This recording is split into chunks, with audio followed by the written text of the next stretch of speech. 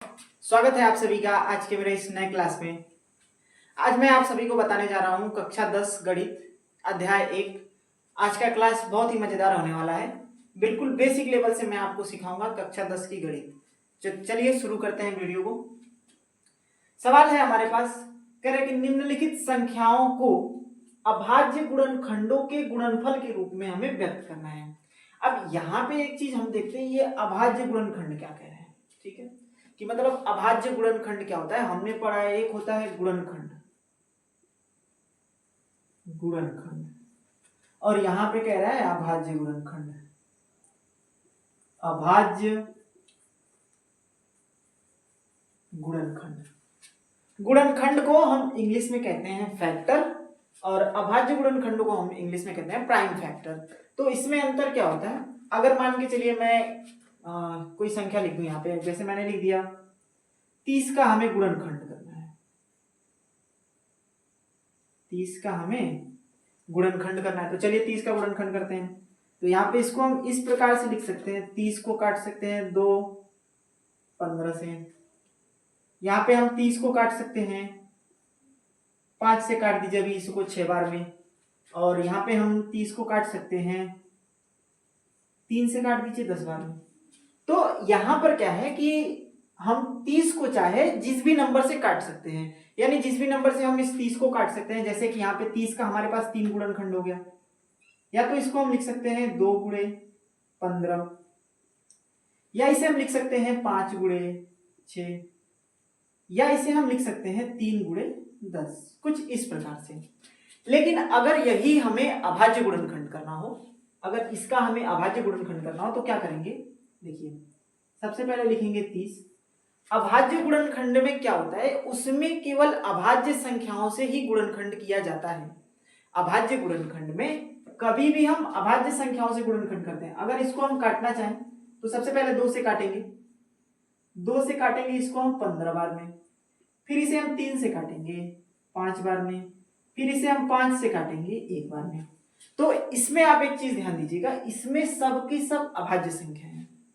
तो जिस भी फैक्टर का हम गुणनखंड अभाज्य संख्याओं से करते हैं उसे अभाज्य गुणनखंड कहते हैं, और जिसमें कोई भी नंबर्स हो, अभाज्य हो भाज्य भी संख्या हो सकती है, उसे हम कहते हैं फैक्टर यानी गुणनखंड। तो चलिए आगे बढ़ते हैं, इसी के साथ करते हैं। 140 का लिखेंगे यहां पर, 140 का अभाज्य गुणनखंड। चलिए तो मैं आपको 140 का अभाज्य गुणनखंड करके दिखाता हूं यहां पर।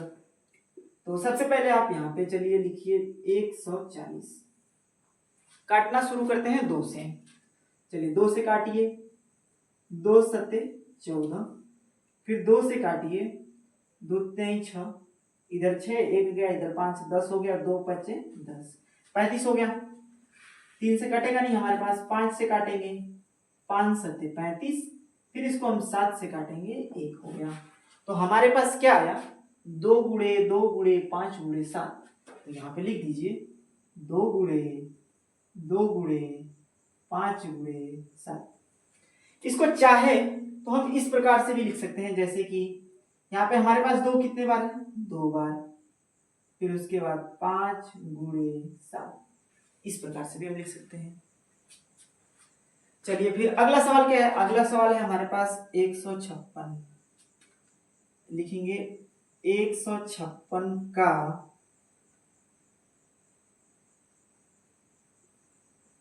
अभाज्य गुणनखंड। चलिए तो 156 का अभाज्य गुणनखंड किया जाए तो यहां पे करते हैं 156 का, काटना शुरू कीजिए, 2 से काटिए इसको, 2 सत्ते 14, 2 अठे 16, फिर काटिए इसे 2 से, 2 तेई 6, 2 9 18, 3 से काटिए, 3 1 कम 3, 3 3 9, 13 से काट दीजिए, 13 1 कम 13। संख्या हमारे पास क्या है, 2 गुणे 2 गुणे 3 गुणे 13। तो इसको लिख दीजिए 2 गुणे 2 गुणे 3 गुणे 13। यहाँ पे लिखिए 2 हमारे पास कितने बार है, 2 बार, तो 2 की घात 2 गुणे 3 गुणे 13। 140 का हो गया। हो गया हमारे पास 156 का। चलते हैं अगली संख्या देखते हैं। अगला सवाल हमारे पास है क्या? अगला सवाल है हमारे पास 38 25। तो तीसरा सवाल लगाते हैं 38 25। लिखेंगे 38 25 का अभाज्य गुणनखंड। चलिए तो हम करने जा रहे हैं अभी 3825 का अभाज्य गुणनखंड करके आपको मैं दिखाने जा रहा हूं यहाँ पे। सबसे पहले यहाँ पे लिखिए 38 25 और इसका गुणनखंड करना शुरू करते हैं। आखिरी में 5 है यानी विषम संख्या है तो विषम संख्या से ही कटेगा। 3 से ट्राई करते हैं। 3 एकम 3, 3 दूना के 6, 2 बचा यहाँ पे 22 हो गया। 3 सत्ते 21, 1 बचा, 3 बचे 15, कट गया। चलिए वापस फिर 3 से देखते हैं। 3 चौके 12, 3 दूना के 6, 1 बचा, 3 बचे 15, 425 आ गया। 3 से कटेगा? 3 से नहीं कटेगा, नहीं कटेगा। चलिए 5 से काटते हैं। 5 सत्ते 35, 5 बटे 40, 2 बच गया, यहाँ पे हो गया 5 बचे 25। फिर काटिए इसे 5 से, तो 5 से काटिए, 5 एकम 5, 3 बचा यहाँ पे 35 हो गया। 5 सत्ते 35, 17 से काट दीजिए, 17 एकम 17। तो हमारे पास क्या आया? 3 गुणे 3 गुणे 5 गुणे 5 गुणे 17। तो यहाँ पे लिख दीजिए इसको 3 गुणे 3 गुणे 5 गुणे 5 गुणे 17। चाहे तो इसको हम ऐसे लिख सकते हैं। 3 हमारे पास कितने बार है? 2 बार। 5 हमारे पास कितने बार है? 2 बार। गुणे हो गया 17, ये हो गया आंसर। 5005 का अभाज्य गुणनखंड करना है। 5005 का हमारे पास अभाज्य गुणनखंड करना है। तो चलिए करते हैं। यहाँ पर 5005 का अभाज्य गुणनखंड आप लोगों को करके दिखा रहा हूं मैं। ध्यान से देखिएगा, इतने अच्छे तरीके से सवाल बताऊंगा, किसी प्रकार का कोई समस्या नहीं रह जाएगा। बस आप ध्यान पूर्वक देखिए सवाल को। तो चलिए बहुत ही प्यारे तरीके से बताते हैं इस सवाल को हम। सवाल है हमारे पास 5005 का अभाज्य गुणनखंड करना है।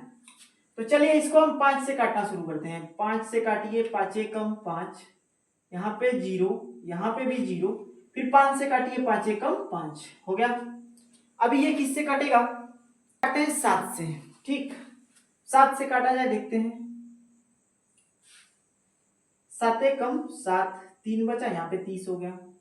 7 चौक 28, 2 बचा, यहाँ पे 21 हो गया। 7 तरीके 21, यानी 143 बार में ये कट गया 7 से। है तो मुझे फिर और क्या चाहिए। चलिए थोड़ा आप आगे देख लेते हैं। तो अभी इसको हम काटना चाहते हैं 11 से। 11 से काटिए, 11 एकम 11, 3 बचा, 11 ત્યાં 33। 13 से काटिए, 13 एकम 13, 7 गुणे 11 गुणे 13, ये हो गया हमारे पास। तो सवाल समझ में आ रहा होगा। अगर सवाल नहीं समझ में आएगा तो कमेंट बॉक्स में मुझे बताते रहिएगा, ठीक है। चलिए आगे बढ़ते हैं। आगे बढ़ते हैं। सवाल नंबर 5 है हमारे पास। सवाल नंबर 5 है 7429 का अभाज्य गुणनखंड निकालना है।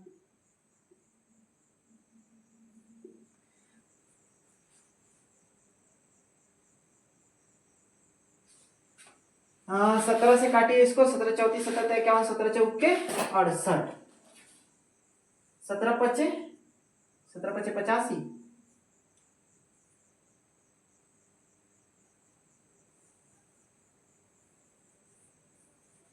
भाग देते हैं यहाँ पे 4 बार, हो जाएगा 68। घटाएंगे यहाँ पे 14 में से 8 जाएगा, 6 बचेगा, यहाँ पे हो जाएगा 12। 17 34, 17 51, 17 चौके 68, 17 तिया 51, 3 बार लेके चलते हैं भाग। यहाँ पे 51 लिखिए, 1 बचेगा, यहाँ पे 1 बचेगा, 19 हो गया। यहाँ पे हो जाएगा 119, ये कट जाएगा। तो 17 से हमने लिया भाग, इसमें भाग गई हमारे पास 437 बार में। अब 437 को, अब चलिए 437 को जरा काटते हैं, देखते हैं। 437 में भाग दीजिए 19 से, 19 दुना के 38,